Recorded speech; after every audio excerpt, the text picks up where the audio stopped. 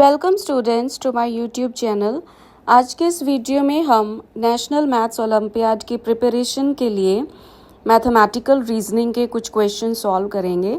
जैसा कि आप स्क्रीन पे देख सकते हैं, देयर आर 5 क्वेश्चंस एंड इन 5 क्वेश्चंस का सॉल्यूशन मैं इस वीडियो में दूंगी आपको, तो ध्यान से देखिए। सो लेट अस स्टार्ट।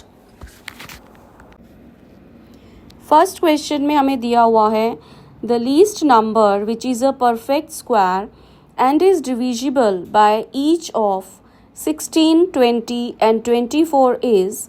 4 ऑप्शंस दिए गए हैं। ए ऑप्शन है 240, बी ऑप्शन है 1600, सी ऑप्शन है 2400 और डी ऑप्शन है 3600। तो आइए इसका सॉल्यूशन देखते हैं हम। अब इस क्वेश्चन में हमें इस तरह का नंबर फाइंड आउट करना है जो 16, 20, 24 तीनों से डिविजिबल हो और एक परफेक्ट स्क्वायर हो। तो इसके लिए सबसे पहले हम इन तीनों का एलसीएम निकालेंगे, 16, 20 और 24 का। तो देखिए इसका हम एलसीएम निकालते हैं। 2 पर जाएगा पहले, 2, 8, 10 और 12 तीनों चले जाएंगे। फिर 2 पर 4, 5, 6, फिर 2 पर, तो ये 2, अब ये 5 2 से डिवाइड नहीं हो रहा, इसको एज इट इज़ लिखेंगे और 6 का आ जाएगा यहाँ पर 3। देन 2 पर फिर गया तो 1, 5 एज इट इज़ और 3 भी नहीं जाता 2 पे, तो ये भी एज इट इज़। तो उसके बाद हम इसको 3 से करेंगे तो 1, 5, 1 और फिर हम 5 से इसको डिवाइड करें तो 1, 1, 1। तो हमारा एलसीएम कितना आ गया? 2 की पावर 1, 2, 3, 4, 4 इंटू 3 इंटू 5, यानी कि 16 इंटू 3 इंटू 5, इसको मल्टीप्लाई करेंगे तो ये आ जाता है 240। तो ये हमारा एलसीएम आ गया। अब देखिए ये जो एलसीएम आया है इसमें 240 जो है वो किसके इक्वल है? 2 की पावर 4 इंटू 3 इंटू 5। अब इसमें 2 की पावर इवन है 4, 3 की पावर ऑड है 1 और 5 की पावर 1 वो भी ऑड है। तो किसी भी नंबर को अगर परफेक्ट स्क्वायर होना हो तो उसके जो प्राइम फैक्टर्स हैं उनकी पावर इवन होनी चाहिए। तो हम इसको मल्टीप्लाई कर देंगे परफेक्ट स्क्वायर बनाने के लिए, एक बार 3 से और एक बार 5 से, यानी कि 15 से। तो परफेक्ट स्क्वायर हमारी क्या आएगी? 240 इंटू 15। इसको आप मल्टीप्लाई करें तो ये हमारे पास आ जाता है 3600। तो इसका आंसर क्या आ जाएगा हमारे पास? Option D, option D 3600। Now look at the second question. Read the following statement of assertion and statement of reason carefully and select correct option.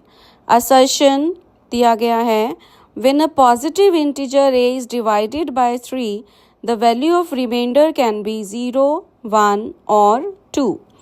और reason है according to Euclid's division lemma, a is equal to BQ plus R where 0 less than equal to R less than B and R is an integer.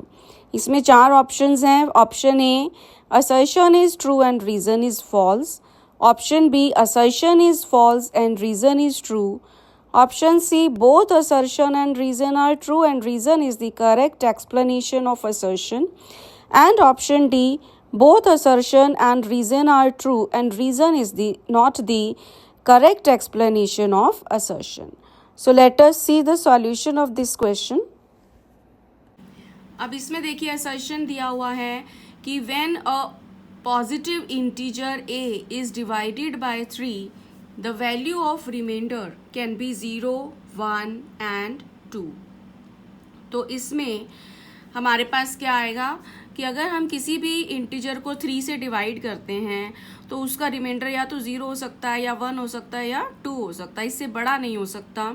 क्योंकि अगर बड़ा होगा तो 3, या 3 से बड़ा होगा तो उसको हम एक बार और 3 से डिवाइड कर देंगे।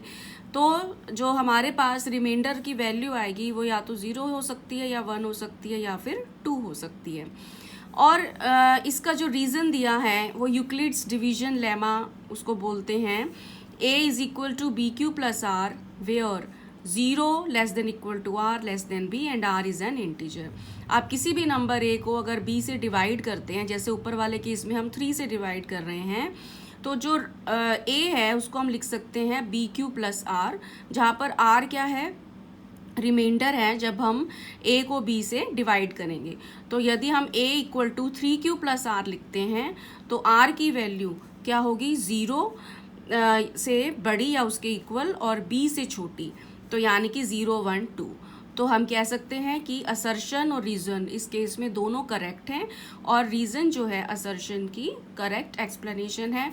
तो इसका आंसर आएगा ऑप्शन सी।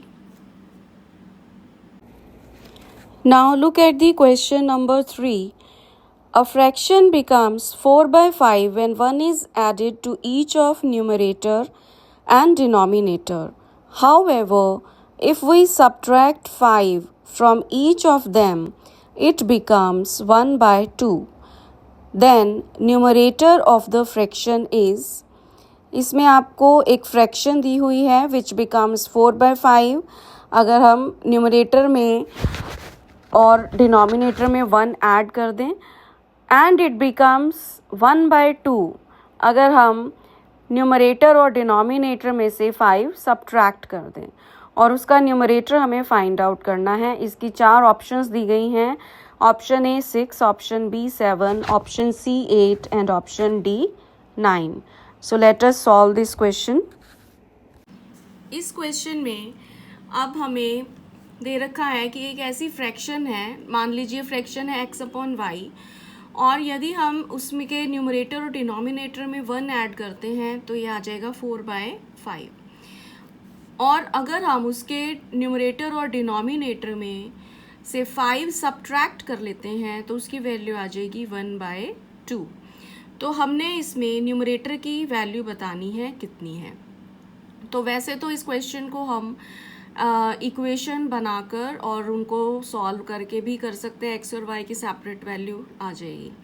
पर इसकी एक और डायरेक्ट ट्रिक है जिससे आपको इक्वेशंस बनाने की ज़रूरत नहीं है, आप इसको बाय ऑब्जर्वेशन भी सॉल्व कर सकते हैं। तो वो मैं आपको बताती हूँ किस तरह से कर सकते हैं। देखिए इसमें अब ये जो रेशियो हमें x+1 y+1 का दे रखा है 4:5, और x-5 रेशियो y-5 हमें दे रखा है 1:2। अब हम देख सकते हैं जो न्यूमरेटर है वो पहले 4 था और फिर हो गया 1, डिनोमिनेटर पहले 5 था और वो फिर से हो गया 2। तो जो डिफरेंस है हमारा इन रेशियो वो कितना आया, 4-1, यानी कि 3 यूनिट्स है रेशियो में जो डिफरेंस आ रहा है। और जो हमारी वैल्यू है न्यूमरेटर की, पहले थी x+1 फिर हो गई x-5, तो डिफरेंस इन वैल्यू वो कितना है हमारा, पहले 1 था और फिर वो हो गया -5, पहले 1 प्लस का था और फिर -5 नीचे आ गया वो, तो डिफरेंस कितना हुआ हमारा 1 + 5 यानी कि 6।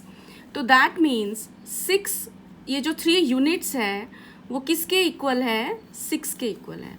तो 1 यूनिट की वैल्यू कितनी आ गई, 6/3 यानी कि 2। तो अब देखिए x+1 किसके इक्वल है, 4 यूनिट्स के इक्वल है।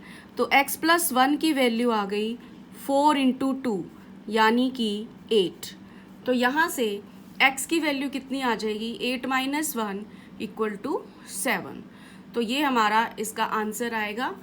x की वैल्यू यानी कि न्यूमरेटर की वैल्यू आ जाएगी 7, यानी कि option B. Now question number 4 says If one root of the quadratic equation ax square plus bx plus c is equal to 0 is the reciprocal of the other, then option A, b is equal to c, option B, a is equal to b, option C, ac is equal to 1, and option D, a is equal to c. So let us solve this question now. इस question में अब हमें ये equation दी हुई है a x square plus b x plus c is equal to 0। अब हमें एक जो इसकी रूट है वो दूसरे का रेसिप्रोकल है, तो एक रूट को हमने मान लिया let one root be alpha, तो अदर रूट दूसरी रूट हमारी क्या हो जाएगी 1 अपॉन में अल्फ़ा। अब हमें पता है कि प्रोडक्ट ऑफ रूट्स इसका फॉर्मूला क्या होता है c अपॉन ए, तो जब हम इनको मल्टीप्लाई करेंगे वो वैल्यू किसके इक्वल आनी चाहिए c अपॉन ए के इक्वल आनी चाहिए। तो अल्फ़ा से अल्फ़ा ये कैंसिल होकर c by A equal to 1 आ जाएगा, यानी कि c is equal to A आ गया, और we can say a is equal to c। तो इसका आंसर क्या आ जाएगा option D. Now question number 5 says there are 60 terms in an AP of which the first term is 8 and the last term is 185. The 31st term is option A 56, option B 94, option C 85 and option D 98. So let us see how to solve this question. अब इस question में हमें there are 60 terms लिखा है, तो n की value 60 है, first term हमें 8 दे रखी है और लास्ट टर्म यानी कि A60 उसकी वैल्यू है 185। 31st टर्म हमें निकालनी है, तो देखिए सबसे पहले हम D की वैल्यू निकालेंगे। तो A60 इसका फॉर्मूला होता है A प्लस 59D, तो A60 हमें दे रखा है 185, तो A की वैल्यू 8 है प्लस में 59D, तो यहाँ से 59D की वैल्यू आ जाएगी 185 माइनस 8, तो 59D हमारे पास आ गया 177, तो D की वैल्यू आ गई 177 अपॉन 59, तो इसको आप कैंसिल करेंगे तो ये 3 आ जाएगी। तो अब हमारे पास D3 है और हमें क्या निकालना है A31, तो A31 का फॉर्मूला होगा A प्लस 30D, तो इसमें आप वैल्यू पुट कीजिए 8 प्लस 30 इंटू 3 यानी कि 8 प्लस 90 यानी कि 98 इसका आंसर आ जाएगा, तो विच इज़ ऑप्शन डी।